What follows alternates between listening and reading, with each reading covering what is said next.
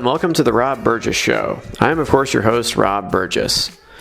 On this, our 241st episode, our guest is Bella DePaulo, PhD. Bella DePaulo, PhD, is, quote-unquote, the leading expert on single life, and has been described by The Atlantic as America's foremost thinker and writer on the single experience. Dr. DePaulo coined the term single at heart. Her TEDx talk, What No One Ever Told You About People Who Are Single, has been viewed more than 1.6 million times. She is the author of Singled Out and How We Live Now, among other titles, has written the Living Single blog for Psychology Today since 2008, and has been published by The New York Times, The Washington Post, Time Magazine, The Atlantic, and many other outlets. She has appeared on shows including The Today Show, CNN American Morning, CBS This Morning, and Good Morning America. She has been interviewed on NPR many times, as well as on podcasts by CNN, The Atlantic, and many others. Dr. DePaulo has a BA from Vassar College and a PhD from Harvard University. She has lectured nationally and internationally. After 2 decades as a professor of psychology at the University of Virginia, Dr. DePaulo moved to the West Coast, where she is currently an academic affiliate in the Department of Psychological and Brain Sciences at the University of California, Santa Barbara. She lives in Summerland, California. Her book, Single at Heart, The Power, Freedom, and Heart-Filling Joy of Single Life, was published December 5th. And now on to the show. Hi, I'm Bella DePaulo. I'm 70 years old. I've been single my whole life, and I absolutely love being single. I'm a social scientist, and so I come at singlehood both as a researcher as well as a practitioner, and have found that all of our ways of thinking about single people that can be so disparaging are just not true. And I found that in my years of researching and in the conversations and interviews I've done with single people for decades. Right. Why did you decide to write this book in particular, though? What did you think that the conversation was missing, really? There are a lot of books written by or for single people, but they tend to be kind of grudging. So they will say things like, how to be happily single until you find the one. Or, Mm. it's not so bad to be single because you can work on yourself and then you'll be ready to attract the one. Well, none of those books and all these other writings online and even some scholarly writings are just writing to people who don't want to be single, but they're ignoring the people who love being single, who want to stay single, who are happy and flourishing because they are single, not in spite of being single. I call those people single at heart, which is the name of my book. And I wrote it because no one else was validating or even acknowledging that we exist. Mm-hmm. Right. Yeah. Say more about that single at heart idea. Like who, when you say that, can you give me like a better idea of like the person that you're describing? Like there's a quiz in your book, obviously. Yeah, yeah. But what to you comes to Yeah. mind? So people who are single at heart love being single. They're not trying to escape it. It's their most meaningful, fulfilling, psychologically rich, and authentic life. So what people who are single at heart love about being single, one of the things is the freedom. They get to create lives that are based on their own values, their own interests. So they get to live very authentic lives. Another thing, and I consider this a superpower, single people who are single at heart love their solitude. So when they have time to themselves, they cherish it rather than fear it. And what that means is that they are very rarely lonely because of this love of solitude. They got through the pandemic better than a lot of other people did. And they are never going to be the stereotypical old person who feels isolated and lonely. Mm, And but complementing their love of solitude, they also love socializing, most of them. So instead of focusing on the one, single people typically have the ones. So they have friends and relatives and pets, maybe, and mentors and confidants, and so many different kinds of people in their lives. And they don't do what some couples do, not all of them, which is that once they get married, or once they move in together, once they get married, and there's research on this, they demote their friends. So they don't see them as often. They don't stay in touch with their parents as often. And meanwhile, the people staying single are maintaining those bonds. And so they have the ones rather than just the one. And that is a source of happiness and resilience as well. mm. Yeah, you mentioned a lot there that I definitely want to expand on for sure. Now, do you have or have you had pets in your life? I have when I was younger, but Uh-huh. I became allergic. I have no idea why, Ah, but I loved my cat. right. You mentioned going back a little bit, you talked about who you wrote this book for and what you saw as kind of a gap in the market. What about people, for example, who maybe were in a long-term relationship, maybe their partner uh, died or they got divorced, and maybe it's not that they're like truly single at heart. Like you describe Mhm. yourself as somebody that purposefully chooses the single life for yourself and Correct. has Hmm. continuously. But what if that's not your story? What if you were in a committed relationship for a long time and through just circumstances, happenstance, life, you find yourself Hmm. single again, but you're not necessarily, you had you had that long experience, but you're not necessarily jumping back in the dating pool or looking to like recreate that. But it's like maybe you weren't single at heart to begin with. You know what I mean? Kind of that Right. middle area. Yeah. Yeah. So even if you're not single at heart to begin with, you can um you can appreciate, or some people can appreciate some of the same things that the single at heart appreciate. Um, and to use your example of someone who becomes widowed, when my father died and my mother was still living, I got this condolence note that said that when her father died, her mother blossomed. Mm, I thought that was such a weird thing to say. Then a couple days later, I got another condolence letter that said the same thing.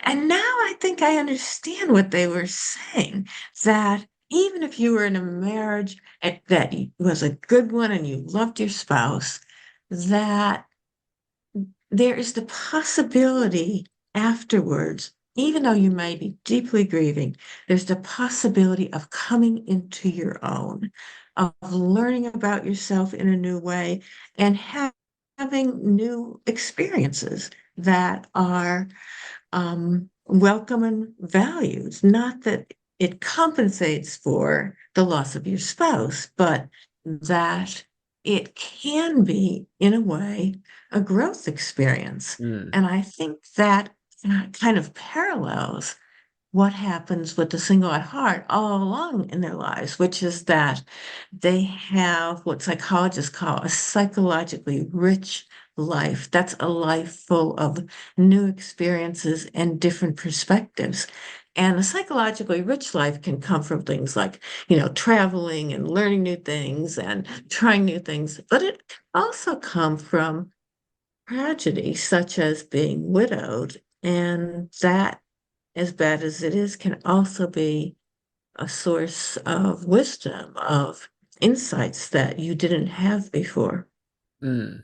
Yeah, definitely. Um, and one of the things that you talk about in your book, that obviously is very prevalent in our society and in our cultural consciousness, is this idea of the one. Mhm. It's to me a very Calvinistic idea. It's kind of predetermined. You know what I mean? You don't Yeah, get much yeah. say in the matter.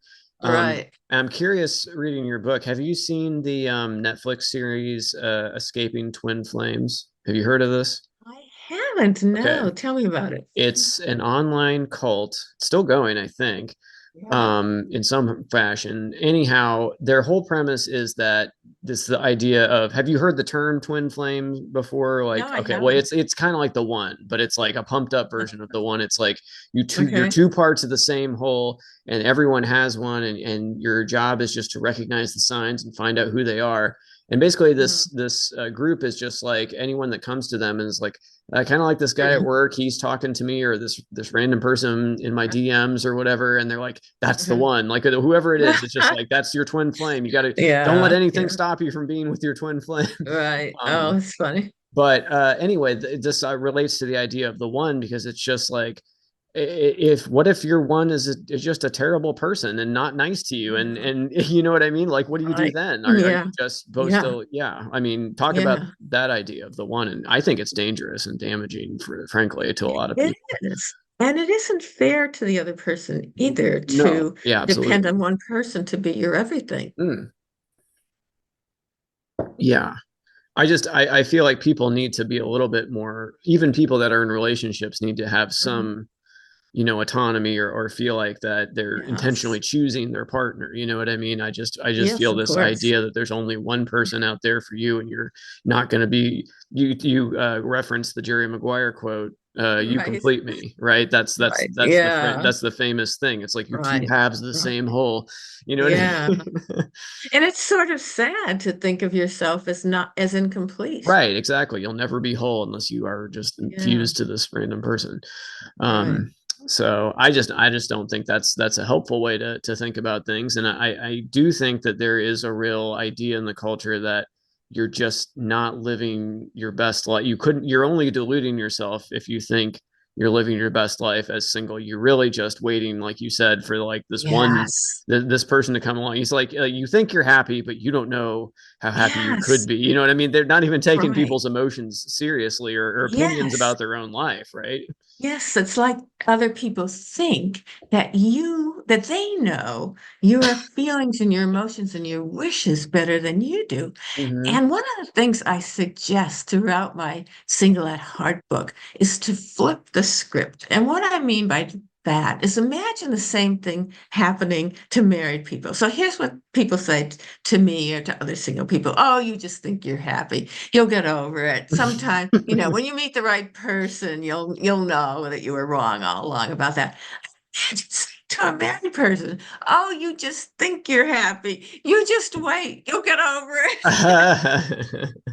And it's not that single people just think about themselves. In Uh-huh. fact, that's one of the myths about single people being self-centered that is absolutely not true. Single Mm. people are actually more connected to more different people. They're more likely to be there, on average. Obviously, there are exceptions, but they're more likely to be there when other people need help. They volunteer more in just about every way except one. Married people volunteer more for religious institutions. Um, Mm. and parents, they may all along badger their kids to marry, and they may think they want them to marry, but when they get older, they may rethink that, because the people who are most likely to be there when they need them as they age are their single kids, not their coupled ones. Mm. Mm. I So, am interested in every aspect of single life except dating or huh. trying to become unsingle. Gotcha. But I'm interested in the people who want to be single, who love being single, and aren't trying to find an escape. So Well, I have never been on a dating site. okay. I don't even know what they look like. All right. I know nothing about it. Happily so. Okay. Great. I think one thing that is good to point out is that if all you're looking for out of being with someone is you want someone to be there in case you need someone to call for help, I guess, when you're when you're older or by yourself. You know what I mean? But you're like, you can get a medical alert thing. You can get Yeah, a button if right. that's all you're looking for. Like if you just need a human version Yeah, of that, you can buy that. right. You can have Do somebody you clean your remember? house. You can, you know what I mean? All these, Yeah, if you're there are just all looking for sorts of, services, you could get yeah. services, you know? Yes, right. In fact, do you remember that famous ad that was spoofed so often Oh about yeah. the medical alert device? Mhm. The person who's splayed on her bathroom Oh yeah. floor, and she says, "I'm falling and I can't get up." Do you remember what her name was? No. It was Mrs. Fletcher. Well, Mm. where was Mr. Fletcher? Right. Right. Good point. Yeah. And that's the thing, if you're counting on a spouse, no matter how loving and caring and invested in you your spouse might be, your spouse has a life. They might go to the grocery store, they might have a job, Sure. they might Right. travel. So they're not going to be Velcroed to you 24 hours a day. Hmm. Yeah, you can't count on them to like necessarily be able to call for help at all hours of the day, no Yeah, matter what. So, right. okay, so this is a quote by Hunter S. Thompson. We are all alone, born alone, die alone, and in the spirit of true romance magazines, we shall all someday look back at our lives and see that, in the spite of our company, we were alone the whole way. I do not say lonely, at least not all the time, but essentially, finally alone. And that's very true, and that is something I try to, Mhm. tell my kids about. Is like even when you're with other Yes, people, you are with yourself. No one else is inside yes. your skull. You're just Hmm. you. And I Hmm. think that being comfortable with yourself, no matter if you're in a relationship or not, I think is really important. That's a very essential, I think, life skill Yes, that I people should agree. That's a have. great quote. Oh, I know, I love it too. Yeah. But Yeah, and parents often worry about their kids if they don't have enough friends, mm, but I think they should also worry if their kids can't spend time alone, or if adults can't either. I mhm, think it's a real skill it is to be able to be on your own and not upset all the time or lonely, but to be able to get something out of solitude mm. psychologically. Well, what do you like to do when you're alone? I'm just curious. Like, what keeps Um, you busy when you're by well, yourself? all sorts of things. I love writing when I'm alone, Mm, and I sometimes cook. I go to the farmer's market. I go out. I live in Southern California, so nice, I am close to beachside trails. I go out for a walk almost every day in the gorgeous trails. I love that. I also, watch Netflix or some equivalent, and I just really like that. I especially like being alone when I want to work and do creative things where I don't want anyone stealing a sliver of my attention. I just want to be totally focused. And great. it doesn't mean I don't like doing things together too. I mean, I love meeting friends for dinner. I have friends visiting sometimes, and I sometimes go out for walks with friends, and I see relatives sometimes. So it's not either or, but I enjoy both. Hmm. Definitely. Um, but you've talked about this a little bit, but like, what are some of the big misconceptions about single people? And I guess also how, if you have single people in your life, how can you, and you want to be compassionate to them, what should we not say to our single friends to help Yeah. them more than what we should say? Oh, What should we so not say? You know? right. The compassionate part is something you'd feel if they were single and didn't like being single. If they were single at heart, then you would feel True, but you don't want proud to like and accidentally be like, congratulatory. sure, Right. but or Yeah. condescending, like we were talking about. You know what I mean? Yeah. Like Yeah. being incent, like undermining their own feelings. I guess to validate Yeah, their own feelings. I exactly. guess. So yeah, when they tell you they're happy, believe them. Right. Ask Right. them about ask them about their lives, their interests, Hmm. the people they care about. and include them in different activities and show up for them for their milestones and their Right. right. And don't just don't ask them, oh, are you still single? That's a terrible question. Right. Yeah, exactly. Although personally, I kind of like it. I like telling people that I love being single. In fact, I went to this neighborhood potluck, I think it was last year, and almost everyone there was part of a couple, and they were introducing themselves. I'm John, and here's my wife, Mary. And so when it came to my turn, I said, I'm Bella. I'm 69. That was last year. And I've been single my whole life. And this married guy turns to me and he says, you know, when I knew a woman, a single woman, she was 65, she was happily single, and then she met someone and she became happily married. And I think he was trying to say to me, don't worry, Bella, even in your 60s, you can still get married. And I said to him, I like stories better where the happy single person stays single. Hmm. And then I said, I think marriage is overrated. And he stopped for a second and he glanced over to his wife, who was out of earshot by then. And he said, if I admitted what I really felt about that, I'd be sleeping in the shed tonight. Sure. Many single people have children, and in fact, Exactly. the Yeah. rate of being a single parent is only increasing. Hmm. And at the same time, fewer married people are having children. So Mm. it is still true that married or coupled people are more likely to have kids than single people, but the Mm. gap between them is closing. And you can be single, you can even be single at heart and still have kids and enjoy it as a fabulous experience. Like you're not foregoing that by Right. intentionally choosing this basically is yeah, Correct. definitely. And that's like you mentioned, it's just more and more possible and more accepted and more Yes. normalized by the day, I feel like too. Right. So it's And not there it's not the abstract it once was, I guess.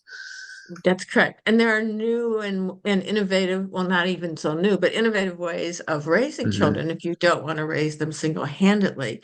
You can do it with friends or cherished relatives. Of course, lots of people live in multi-generational households. And in fact, there's some great research showing that single mothers raising their kids in multi-generational households have adolescents who do better than the children of married parents who live off in a nuclear family by themselves. I mean, they are less likely to take drugs, they're more likely to graduate from high school, they're less likely to be sexually active at an early age. And it's exactly the opposite of what the propaganda tells us that Hmm. kids of married parents are always doing better. Mm. Right. Yeah, that's a great point. One thing I do wonder though, is there any, as you see societal or legal or political changes on a more macro level that would benefit single people, I guess, because there is tax advantages, I think, to being married. I could be wrong, but I think that's true. Absolutely. Um, Absolutely. Yes. yeah, what could be done to maybe even the playing field for single people more? Right. First, to affirm what you already said, there are hundreds of federal laws that benefit and protect only people who are, excuse me, legally married. And that's one of the reasons that people who were advocating for the legalization of same-sex marriage were doing it so diligently and insistently because it really makes a huge difference. So some of the things that are slowly changing in the right direction include something like Family Medical Leave Act. The way it stands now, you can take time off from an eligible workplace without pay to care for a parent, a spouse, or a child. Mm. But And those people can take time off to care for you. Well, single people don't have the equivalent of a spouse. So I can't take time off to care for a close friend, and a close friend can't take time off to care for me. Same thing with siblings, cousins, etc. And there is some evidence of change toward that, some local and state laws that are starting to acknowledge people other than um, a spouse. And Mm, I think that's a really important thing. And some other evidence of it is more informal. So some workplaces are getting better at acknowledging that, not just are married people bereft at this death of their spouse, but a single person might have a close friend or a cherished relative who dies, and they deserve bereavement leave as well. hmm Yeah. My wife and I were watching the movie While You Were Sleeping the other night. Have you ever seen that movie? Yeah. Um, I it, think so. Is that the one that starts at the subway? yes, No. Oh, it exactly. is. Okay. All right. Yeah. Anyway, she has to work. The main character, Sandra Bullock, has to work at the subway on Christmas Mm, because all the other people that she works with are calling off because they have a, quote unquote a family, and she doesn't have a right. family, so Oh my she's the gosh. only single Yeah. person. So of course she who gets the the worst work Mhm. assignment because they don't have the excuse of, you know what I mean. So Right. Yeah. And that's something that single people are becoming more vocal about, that they should be acknowledged as having lives too. The myth that if you're single, you don't have a life. No, that's not true. And work should be about work. If as a couple, married or coupled person in the workplace, if you get, first dibs on holidays or vacations or staying late after work, if you get to be advantaged in all those ways, then in a way, you're getting better and more compensation for the same work. And that shouldn't happen. hmm right. Well, we are getting down to the wire here, I notice on the Zoom. But is there anything that we didn't talk about that's in your book, or anything about singlehood at all that we didn't get to that you want to make sure that people know?